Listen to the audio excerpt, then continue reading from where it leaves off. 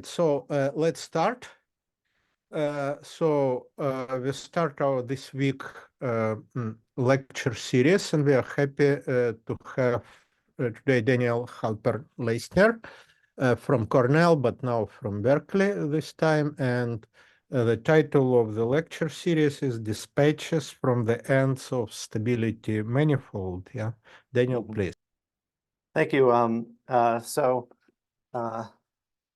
So thanks for the invitation to speak, and it's nice. I'm going to be talking about work in progress with my student Alekos Rabatis, and he's actually going to be giving the second talk, and it's going to be nice to be able to actually go into a little bit more detail than I usually do when I talk about this stuff. In particular, we'll be able to tell you the definition. Hopefully, we'll tell you the definition of this partial compactification of the stability manifold and really get into some of the structure of it.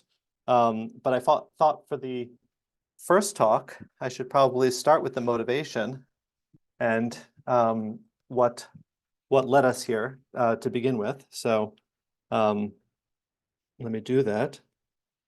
Okay, so the situation that we're going to be considering is a smooth projective variety, let's say just over a field. I don't think there are any particular characteristic assumptions I need to make, but you know, if you'd like, just over the complex numbers. And we're going to talk about the structure of the derived category of coherent sheaves. So basically, this is just by definition. This is I take the category, the homotopy category of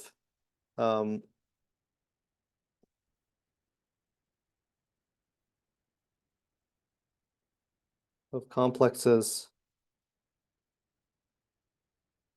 of coherent sheaves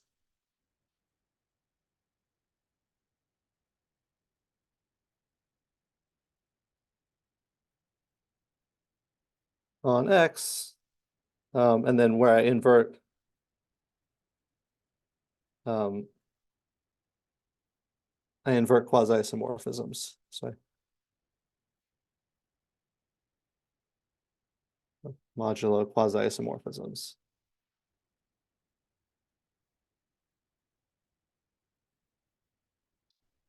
So this is a central object of study. I mean, it encodes everything about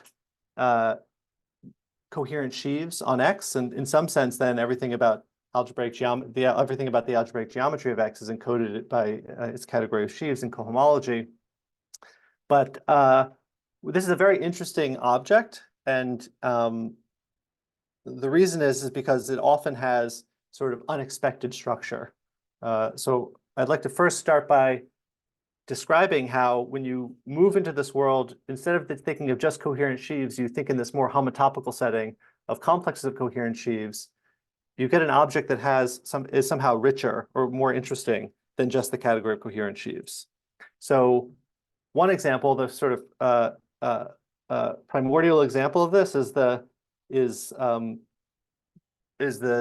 notion of a full exceptional collection. So this is Bailenson theorem. So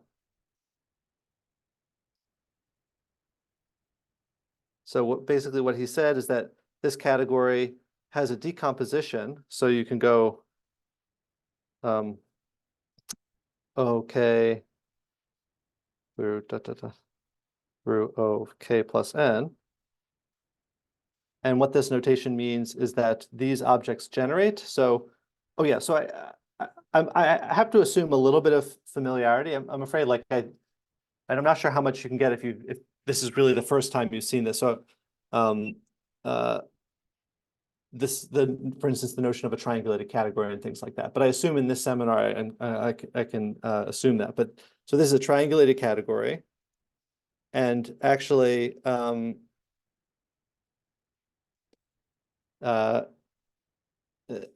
always going to be regarding it as a stable or pre-triangulated DG category.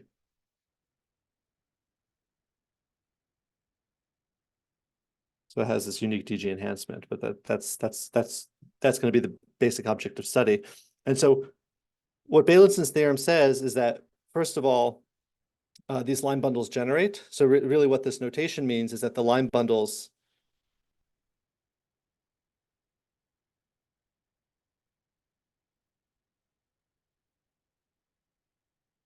generate as a triangulated category. And also their HOMs only go to the right. So there are no HOMs to the left.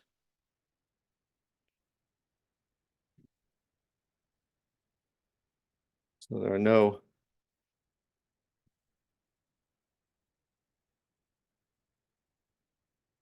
and in fact, there are no R-HOMs.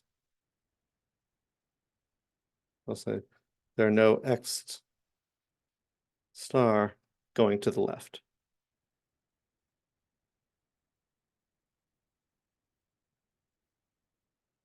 And that's what I mean by this notation, this concept of a full exceptional collection. And there are some very striking consequences. I mean, it turns out that when you have this property, this generation and this, you call it semiorthogonality, then you get something even stronger that comes from this. So let me just say,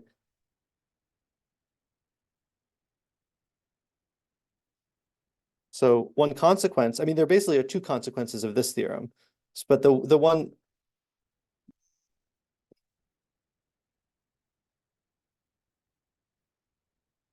so it turns out that then every object can be built functorially as an iterated extension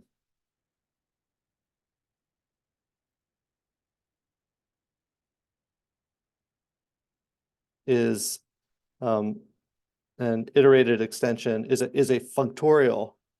Let me say this way. Every object has a functorial filtration.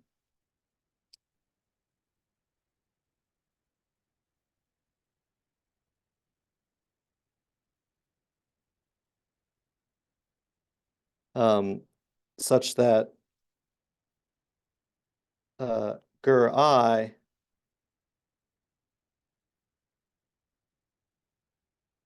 is a sum of shifts, homological shifts of copies of OI. So you, in some senses, gives the semiorthogonality and the generation together give you a very strong structure theorem for objects in this derived category, that they can be constructed in some sort of very, very functorial way as a sequence of extensions of these basic objects. Or another way to say this is that you can think of it as saying that every object in this category just can be described as a complex whose terms are just sums of these kinds of line bundles. One second. Sorry. Wrong button. And, you know, it's the functoriality of this filtration that says, for instance, that these objects, then their classes form a basis in K-theory. And if you take their Chern characters, they give you a basis in cohomology. And in some sense, the noncommutative motive, I mean, in a precise sense, the noncommutative motive of Pn splits as a sum of copies of the noncommutative motive of a point. And none of this stuff is visible on the level of coherent sheaves. I mean, there still are very difficult questions you can ask about vector bundles on Pn. But somehow from this perspective, all the objects look very simple. And so it's natural to sort of ask yourself, well, you know, Pn is a nice variety, but what's exactly the scope of varieties that have this additional structure? So the fact that their derived category is in fact so much simpler than their category of coherent sheaves. And the conjectural answer to that is this de Brovin's conjecture. So this de Brovin's conjecture answers, it's really trying to address which varieties X have the structure.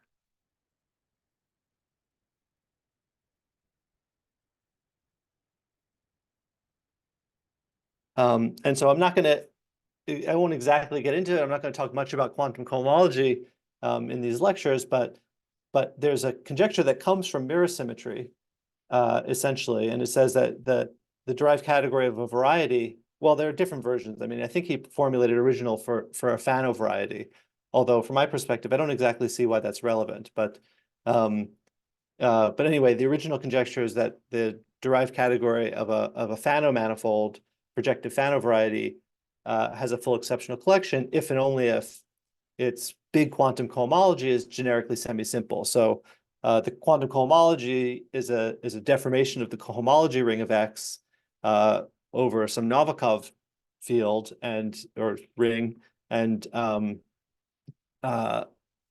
this just means that if you invert all the Novikov variables, you end up with an algebra that's actually just semi-simple. It's a product of copies of the ground field. So that condition is conjectured to be equivalent to this full exceptional collection. So the mirror symmetry conjecture is somewhat plausible. The mirror symmetry explanation for this is somewhat plausible. Yeah, for varieties where they're known to have a full exceptional collection like projective space, you can also write down a mirror, which tends to be a Landau-Ginzburg model with more singularities. And in that situation, the Fukaya-Seidel category of the mirror is known to have a full exceptional collection. And so with homological mirror symmetry would then say that this Fukaya-Seidel category of the mirror, which is equivalent to dB of X, has a full exceptional collection. So that's the motivation for mirror symmetry. But so is it a matter of type? I mean, that the singularities are Morse. If you allow non-Morse singularity, then the question is open. Whether it has a full, all I know is that, for an actual, what do they call it? Yes, all I know is when it has more singularities, then you have this full exceptional collection given by the thimbles for the Fukaya-Seidel category.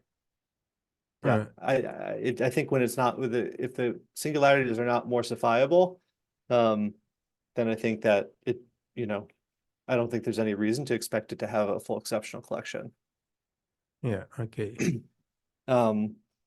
So can I interrupt? Oh, yeah. So for this conjecture, the big quantum, I don't know what big quantum cohomology is, but is the quantum cohomology ring that's commutative in this case? Am I right?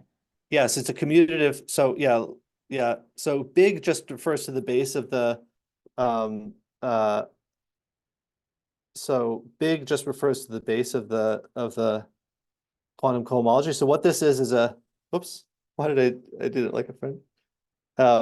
So this is a deformation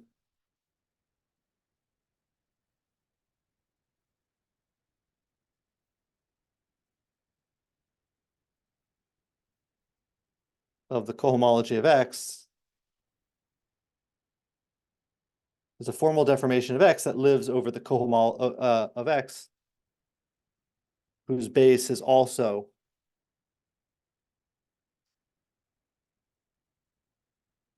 the cohomology of X, or some, really maybe it's just an even cohomology of X. So there's a small quantum cohomology. The question is, where are the parameters? So the quantum product is this deformation of the usual product, a commutative deformation, where the formula for the product includes sort of Novikov variables. It includes these other, new formal variables that basically take values in H2 of the variety. That's like the usual way. But then there's this big quantum cohomology where you can actually further deform it as it's a sort of formal deformation of the cohomology where that lives over the whole cohomology ring of the variety. And that's what they call the big quantum cohomology. So yes, a commutative deformation. And then okay, thank you. Yeah, and the conjecture is that so it's not only parameterized by the degree 2, but for all cohomology degrees. Yes, that's the big quantum. That's what I mean by big. Yeah. Mm-hmm. Yeah. I mean, there are just some examples, relatively small, like flag varieties that have full exceptional collections. And then their quantum cohomology ring over the deformation over H2 is not generically semi-simple, but it becomes generically semi-simple if you deform it over the full cohomology ring. So that modification, I think, was made to to save the conjecture from some of these relatively simple flag varieties that have full exceptional collections. So I should say that I feel like I can explain over the course of this lecture this implication maybe. This I don't have an explanation of the converse implication. So part of I'm giving you a sort of biased overview of some of the structures that derived categories of coherent sheaves can have, and all of these sort of will fit into the larger framework that I'm developing. So hopefully by the end of the lecture, I can explain this implication from this larger perspective. But I wanted to say a different structure, which is very similar, which is called a semiorthogonal decomposition. Can I also continue Question? ask the question of the conjecture? So definitely that this projective space is a motivation for this Yes. good example. How about Grossmanian's flag varieties? Assume that they are all already known. No, I mean, it's actually unknown. It's actually even conjectured, I guess, but unknown if all partial flag varieties have full exceptional collections. Uh-huh. Yeah, there's a proposal for what so there's this funny phenomenon actually. So yeah, in the process of developing this question, the set of ideas, like, you'll often be able to find an exceptional collection. And as I mentioned above, that will give you, if it's a full exceptional collection, it gives you a basis of K-theory. And there are situations where you can write down an exceptional collection that actually gives you a basis for the K-theory. And you can ask, okay, well, do these exceptional objects, I forgot. Sorry, the other key, no X going to the left, and also I should have said, the X star of O of I to itself is just K in degree 0. That's the exceptional. This is the structure with this exceptional object. There are these situations where you can write down exceptional collections that give you a basis in K-theory, and Polishchuk and Kuznetsov have done this for most flag varieties. I can't quite. Yeah, they've done it for many flag varieties, if not all. But they don't know if the objects that they wrote down generate. So they say they have exceptional collections of the expected length, but they don't know if they generate yet. So it's like it can actually be kind of hard to identify what the exceptional collection is even going to be. And I think their conjectures have been proven in specific cases, but not in general. Is it a problem with phantoms? Yes, exactly. Right. Yeah. So you have these exceptional objects. Well, yes. I'll hopefully get back to that by the end, but that's exactly the issue, is that you could have phantoms. Yeah. Okay, so the other thing that happens, which is really a generalization of the first thing, is called a semiorthogonal decomposition, and that's where its notation is like this as written, and the point is that, again, now what I don't know what okay. So these AIs, so you have a collection of full triangulated subcategories, meaning they're closed under shifts and cones, and they should satisfy the orthogonality property, the semi-orthogonality, which says that, HOM between AI and AJ is 0 if I is bigger than J. So by this I mean HOMs of, let me just be more precise. So if I take it E in AI and F in AJ, so again, HOMs only go to the right. There are no HOMs to the left. And this includes R HOMs, because these categories, I mentioned that they're triangulated. So the HOMs from E to F shifted by N is the same as the X to N from E to F. So So this is just a way of also encoding R, saying that the R-HOMs vanish from left to right. And then the generation is just, there are different ways to formulate it, but you can say that, just say that they generate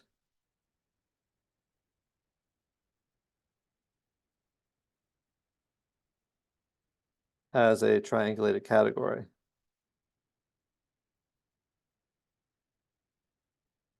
And now, just like in the case of the exceptional collection,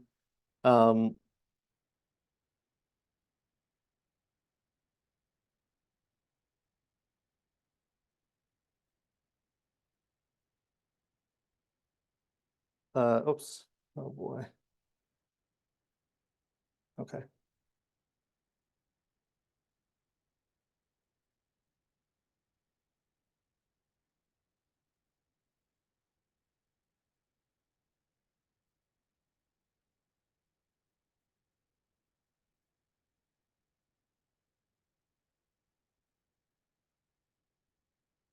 Right, so just like in the case of the exceptional collection is that a consequence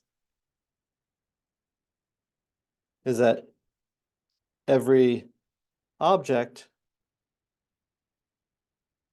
has a functorial filtration.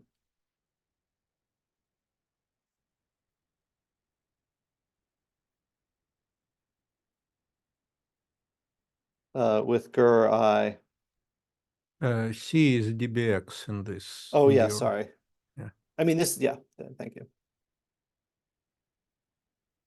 This definition works for any triangulated category. And then, so that's one consequence. And then the other consequence is also any, really essentially as a consequence of this filtration fact. So like the K theory decomposes as direct sum and all, all additive invariants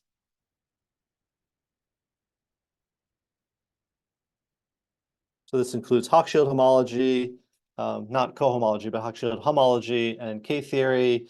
And there's a sort of notion of topological K theory for DG categories, which agrees with the topological K theory of X. And they all decompose as a direct sum.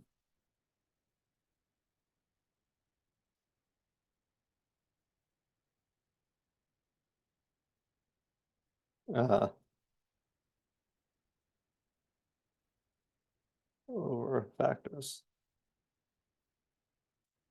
So the main, or one very special example where this happens is the following: is you have if I have a morphism, a birational morphism of smooth projective varieties, then basically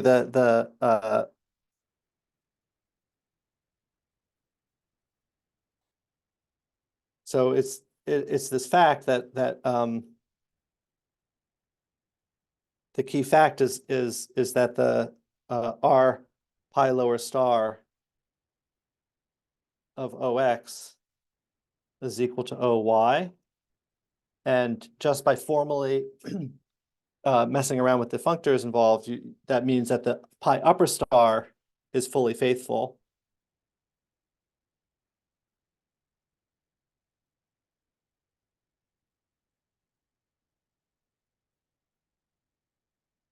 So it's an embedding. So what you get is there's a subcategory and one piece. So pi upper star of dB of X. And this is equivalent to dB of X. And then here you have just the objects whose push forward is 0. And you can do a little sanity check that there are no maps in this direction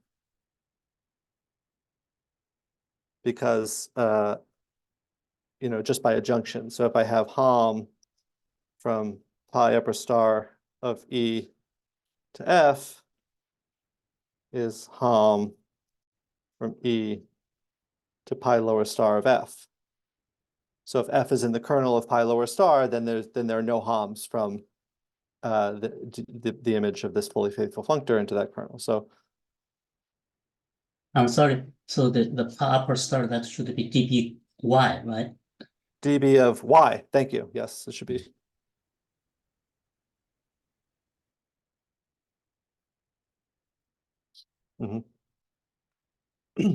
So these kinds of decompositions are somewhat easy to come up with anytime you have a birational morphism. There's one other thing. So this is a famous example. The sort of beginning of this program was really in this paper of Bondal and Orlov, a preprint from '95, and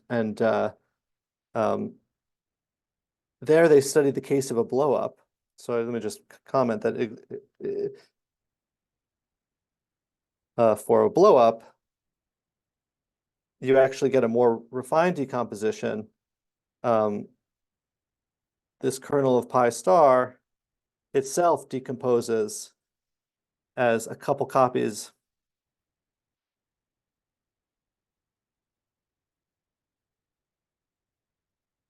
I think there's like codimension -1 copies of it, where Z is the locus of the blowup.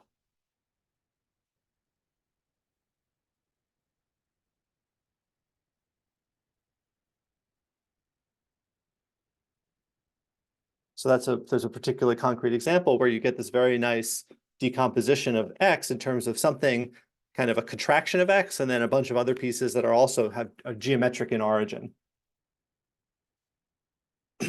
So this was the basic question that this observation arises. I mean, that this observation raises is what does the derived category know about birational geometry? So this was sort of the beginning of a program to say, okay, well, maybe in some sense, so dB of X in this example above somehow knows that there's a contraction to some other variety. And it knows because that other variety is a semiorthogonal factor inside of X.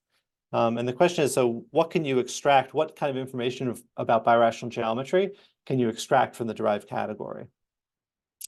So I would say that that's sort of the beginning. So, if X is actually, if Kx is ample, or if minus X is ample, then there's sort of no birational geometry in the sense that the variety can be reconstructed. So that's another theorem of Bondal and Orlov, that the variety itself can be reconstructed uniquely from the derived category. But there are examples where that's not the case. And that's in the case where in the situation where the varieties are Calabi-Yau. So on this theme of what does the derived category know about birational geometry, there's this related thing, this de-equivalence conjecture. And it's saying that at least in the Calabi-Yau situation, for Calabi-Yau varieties, the derived category, you can think of it just is a birational invariant. So in that case, it contains lots of information. It's, anything that you can extract from the derived category is then a new birational invariant of Calabi-Yau manifolds. So, in particular, like topological K theory would be a birational invariant and things like that. So would follow from this conjecture. So I would say that, yeah, in general, it's not totally, it hasn't been completely clearly formulated in general what the expectation is for the relationship between birational geometry of a variety and the structure of its derived category. And that's basically what I've attempted to do with the noncommutative minimal model program. So I'll explain that. But the de-equivalence conjecture, at least, I mean, it's known actually.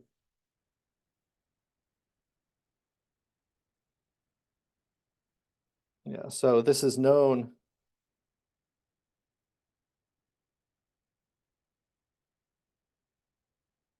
in dimension 3 by work of Bridgeland.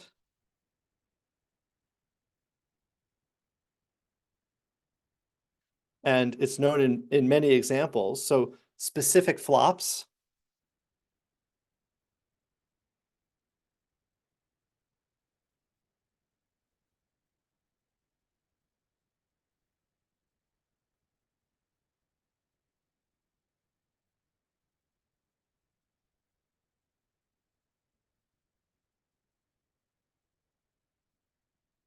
So in other words, even in the original Bondel-Orlov paper, it's like you have a subvariety that's a projective space and its normal bundle is this, then it's known that you can contract it and resolve in a different way, and you get another Calabi-Yau manifold, and they can show in that particular kind of birational transformation, you get an equivalence of derived categories. So it took on the flavor of, the subject sort of took on the flavor of finding more and more examples where this phenomenon can be observed, where you have a birational transformation preserving the canonical bundle. That's the more general formulation, and you get equivalence of derived categories. And then it's been very hard to find to prove general statements about this in higher dimensions. So Bridgeland did it in dimension 3 with this very cool trick that just kind of worked for everything. And then in higher dimensions, it's known for X, when X is a moduli space of sheaves on a K3 surface.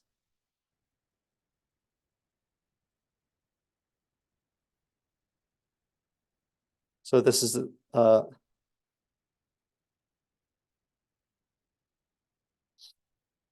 and this was a project of mine from a few years ago. I don't know, somewhere around there. But in the Bridgeland situation and in this hyper-Kaehler, this example of moduli spaces, somehow it's not, they don't seem to be methods that will generalize and to the general Calabi-Yau variety. So right. So the only Can I interrupt you Yes. on this conjecture? Really Yeah. interesting. So I'm thinking of smooth toric varieties of corresponding to a single, to the same algebraic torus. So they're birationally equivalent. Am I right? So therefore, their derived categories should be all equivalent, regardless of the Well, sense. it's the Calabi-Yau thing. I mean, this projective toric varieties, smooth projective toric varieties are never Calabi-Yau. Oh, I see. There's a local version of the conjecture, which in fact does hold. So you can have toric Calabi-Yaus, which are always projective over some affinization. They're always like kind of resolutions of some affine toric singularity. And then there is this thing is true, which is that the different toric resolutions of this affine toric singularity, in the case when those resolutions are Calabi-Yau, are derived equivalent. See, so the Calabi-Yau condition here is important. It's very important. Yeah. There are things. Yeah, there is.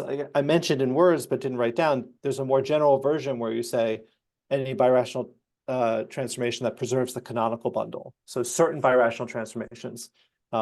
And you can also verify that in toric examples. So sometimes, you have a birational transformation of toric manifolds that preserves the canonical bundle in the sense that, so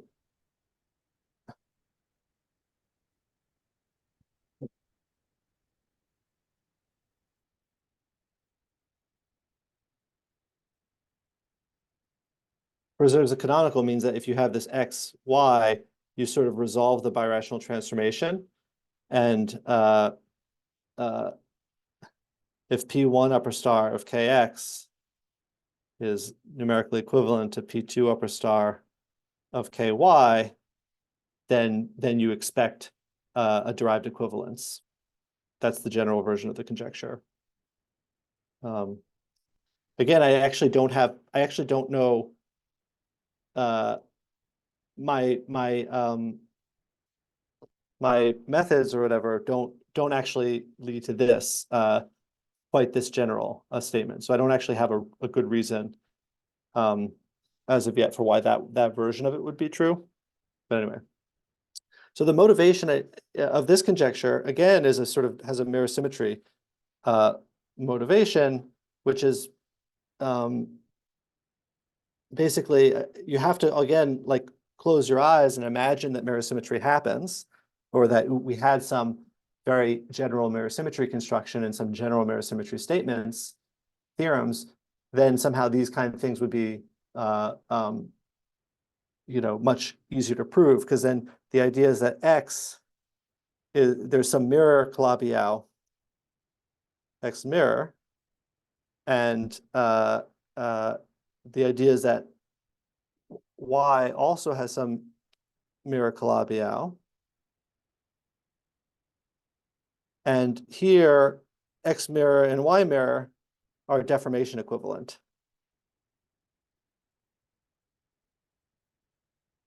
That's part of the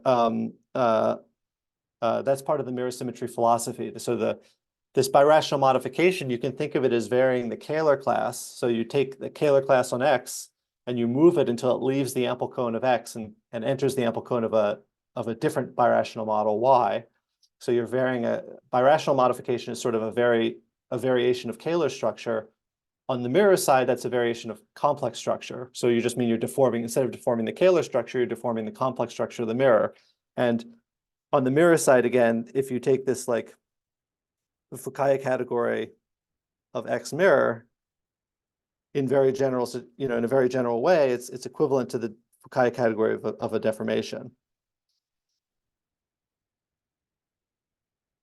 And so if you believe HMS, homological mirror symmetry, then this is supposed to be dB co of Y, and then this is supposed to be dB co of X.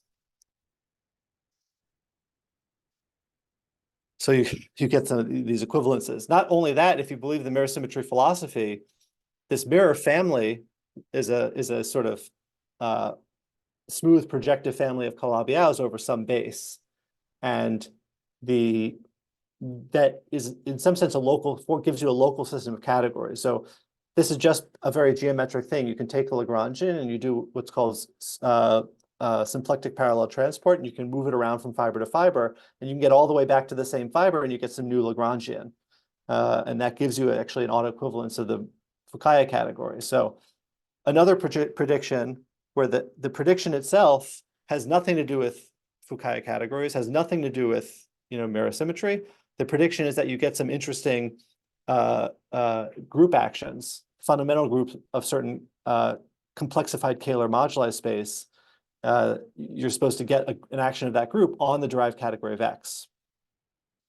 So the actual predictions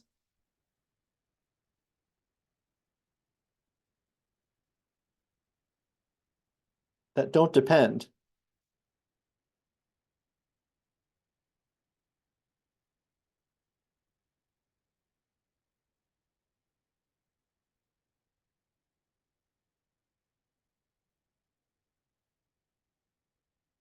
And I think this is one of the cool things about this subject is that there is this still mysterious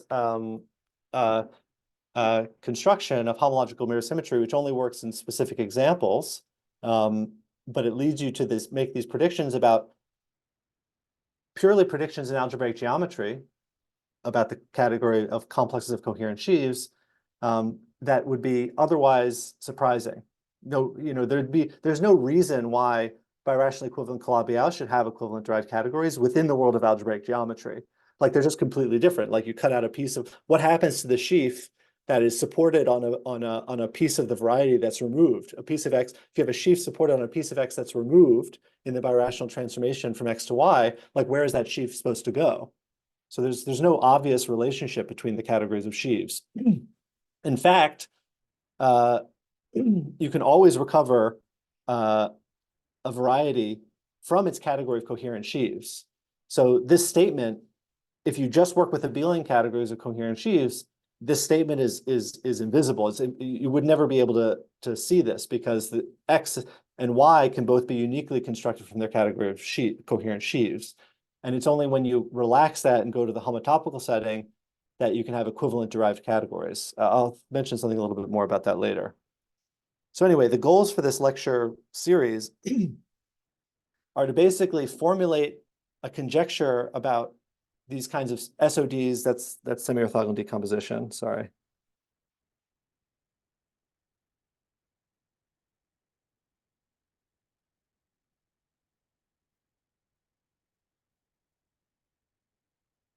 So the goal is to formulate a unifying conjecture about which actually relates the de-equivalence conjecture and de Brovin's conjecture, and other sort of folklore conjectures in the area. And that I'll do right now. And then the other thing I want to do is actually describe a new mechanism. So the question is, where do these semiorthogonal decompositions come from? So it's my goal to sort of, just using algebraic geometry, to sort of explain, give a plausible story for why these other structures, why all of these structures that we're seeing on dB of x, where they come from.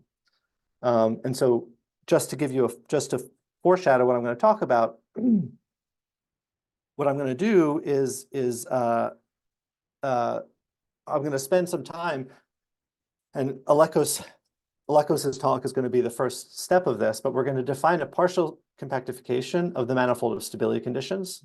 So I'll tell you what stability conditions are in this talk.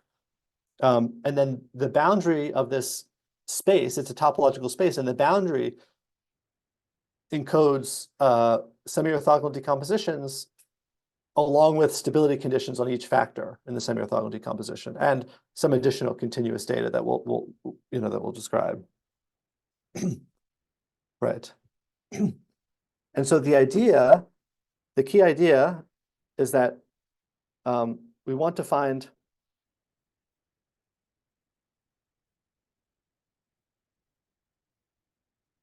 canonical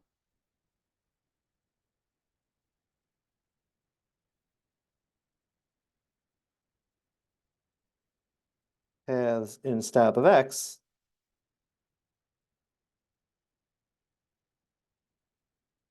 that converge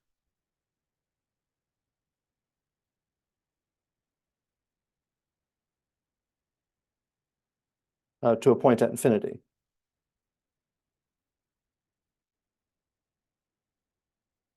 And that would basically give you canonical semiorthogonal decompositions.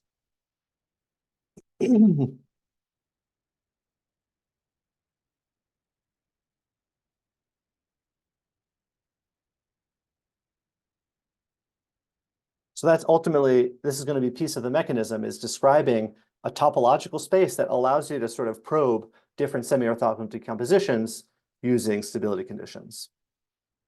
That's going to be the main idea of the talk.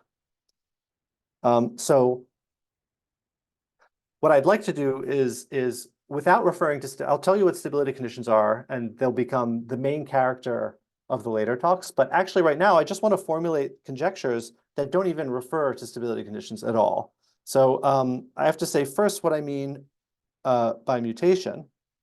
So if you have, there's this, I have to say this is in the smooth and proper categories. So that's for people who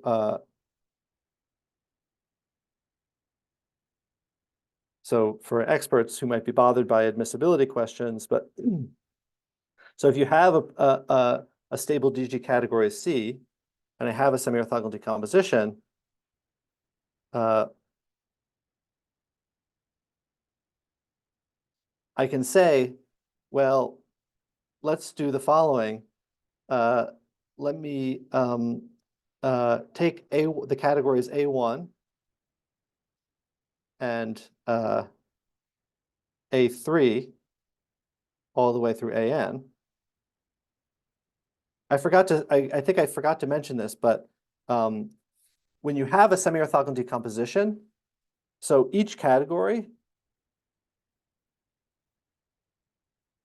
each factor is actually you can classify this factor as the ones that are semiorthogonal to these categories on the left and these categories on the right. So in other words, is characterized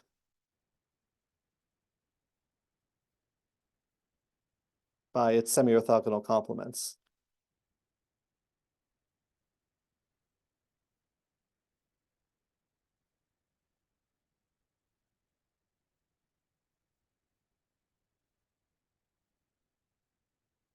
So for a two-term, I can say that, or in this case, A1 is exactly the set of things that admit, those are exactly the objects in the category that admit no maps from any object in A2 through AN. And because of that, what I can do is I can just say, well, what about the set of objects? I'll call this A2 prime, and this is the set of objects E such that HOM from F to E is 0 for all F in A1, comma A3, comma dot dot dot, comma AN. And it turns out in this smooth and proper case, or the case of a smooth and proper variety, that this will be also a semiorthogonal decomposition. So there's a new category here, and you can think of this as a braiding operation where I've taken now A1, I have A1 dot dot dot dot, A2 dot dot dot, and what I do is I've moved A1 over A2, and I've ended up with A2 prime, A1, et cetera, et cetera.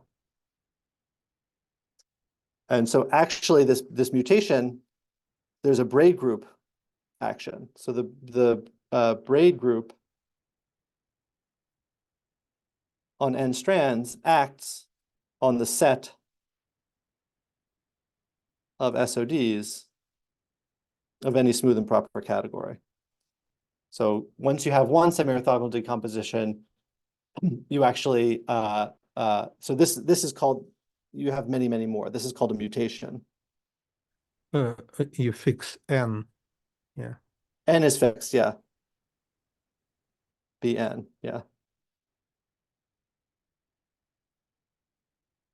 Right. Yeah, that's important. So you fix n, and you can now, act on it by any composition of these kinds of left and right mutations, and it satisfies the relations of the braid group, which actually we'll be able to see a little bit from this perspective too. So that's an important thing. So once you have one semiorthogonal decomposition, you have many, and then the conjectures that you can formulate in a very clean way is that the following. So for any dB of x, you should have a numerical SOD, by which I mean compatible with a direct sum. If I take the topological K theory of x and I decompose this as that's lambda 1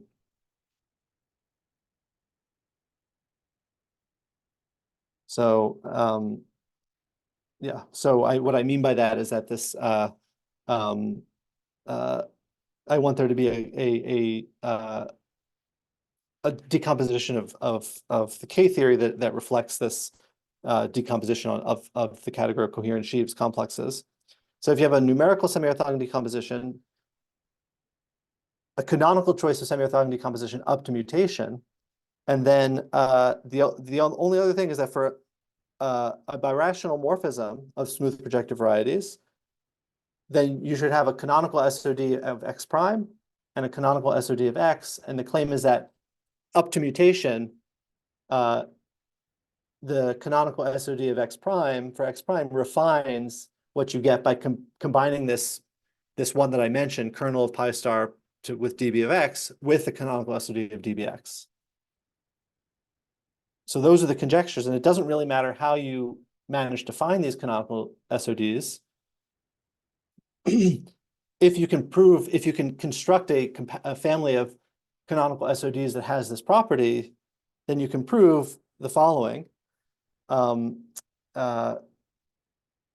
so if you have a smooth projective variety where the canonical bundle has at least one section, then there's a subcategory of dB of x. Admissible just means it's part of a semiorthogonal decomposition. In fact, this is piece of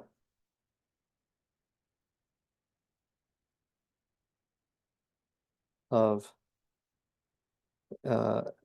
SOD.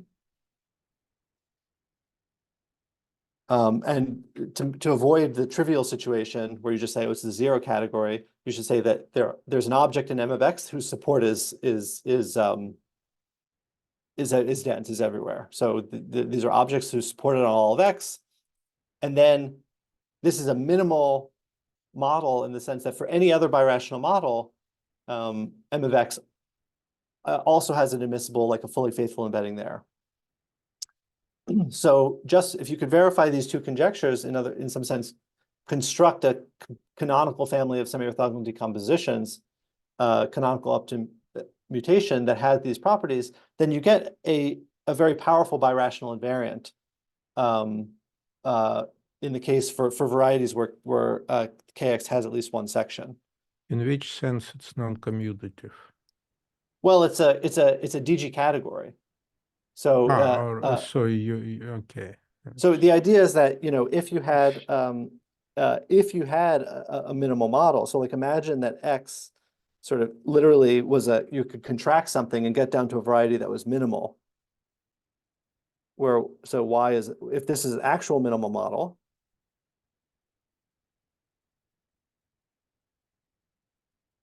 smooth minimal model, like let's say in the case of surfaces. So, you know, every other birational equivalent surface is also contracts down to Y, and that minimal model happens to be smooth, then you would see that dB of Y sits inside dB of X for any other variety that's birationally equivalent to it. So in the case of surfaces, you actually get something like this. In the situations where the minimal model is smooth, the derived category of that minimal model will just sit inside every surface in that birational equivalence class.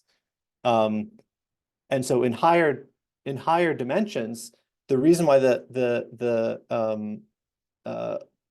MMP became so complicated or becomes complicated is that there's not a single smooth thing that can be, you know, there's not some single model that can be contracted, or all the different birational models contract to it. And so, but the idea is that this category, the category should still exist inside of dB of X. So this plays the role in noncommutative geometry of the minimal model in commutative geometry. That's the idea. And then if X is base point free, if Kx is base point free, so for instance, in the Calabi-Yau situation, there's a nowhere vanishing section of Kx, so it's base point free, then you always get an admissible embedding. The idea here is just that in this case, dB of X is its own minimal model.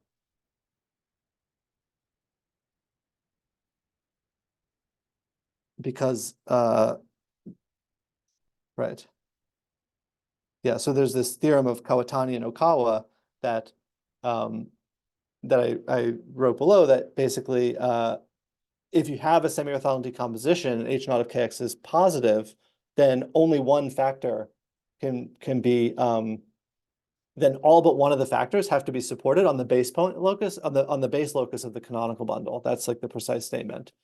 So if it's base point free, then it's indecomposable. So dB of X is its own minimal model. And so this says that if you have a base point free of Kx is base point free, then actually dB of X should sit inside all other birationally equivalent, the derived category for all birationally equivalent varieties. And if X prime is also Calabi-Yau or also has base point free Kx, then you get an equivalence of the two categories. So a corollary of this would be the de-equivalence conjecture.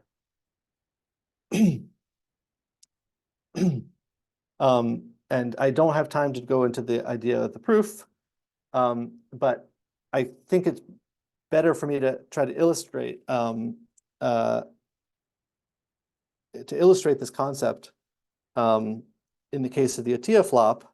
So this is when you have X and X prime, and you have a sort of a subvariety. So these are threefolds. And you have a subvariety that looks like a P1 here, and you blow it up. This is a blow up. And you have a subvariety here. And the key is that its normal bundle looks like two copies of O of -1. And you blow it up here. You get a picture like this. And in this situation, what you get is that dB of Y, the blow up. So using the blow up formula that I mentioned, so for the derived category of a blow up, you have two objects here. Let me say, I always get this a little bit screwy. So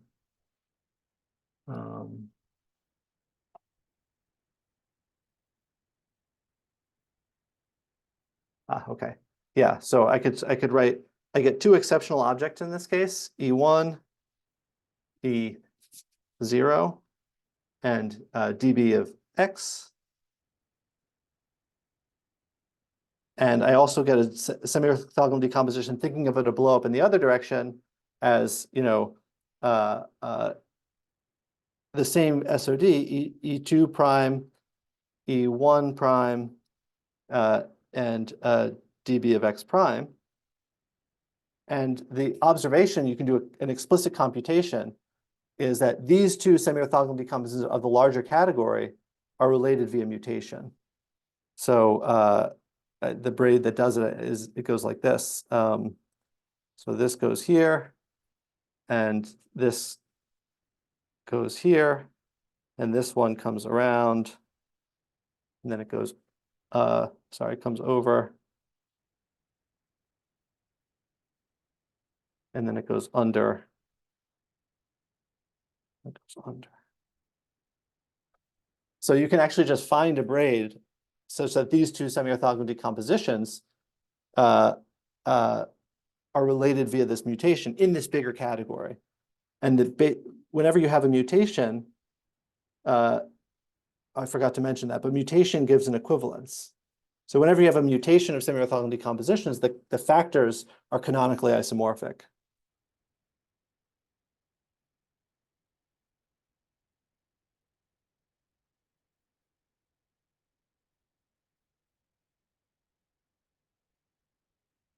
So the perspective is, in these examples where you have equivalences of derived categories, what is going on, or what might be going on, if you believe this conjecture, is that in some resolution of the birational transformation, you have a larger semiorthogonal decomposition that's mutating around. And as you eventually you get from one to the other, and that gives you the equivalence. I think I should, maybe there's a good stopping point because I'm sort of out of time. But so what we'll be talking about later, just to review. So this is like the picture. Conjecturally, you have these, conjecturally, you should have these canonical semiorthogonal decompositions. And so what we would like to find is a very systematic way of studying semiorthogonal decompositions of dB of X. And so Alekos next week, Alekos tomorrow is going to talk about the beginnings of how we construct a space that parameterizes semiorthogonal decompositions, and then I'll continue with the discussion of how to construct the space, and then where the canonical paths are conjecturally going. So I think I'll stop there. Thank you. Okay, thank you very much. Not tomorrow, but on Wednesday. Oh, sorry, on Wednesday. Yeah. Yeah. All right. Yeah, I remind you about sending me your notes. Yes, I will do that. Before I forgot. So we have time maybe for one short question. Okay, if there are no questions, so thank you, Daniel, and well, we'll see Alecos on Wednesday and whatever, and you on Thursday, probably, yeah? Yeah. All right. Thank you. All right. Thank you. Bye.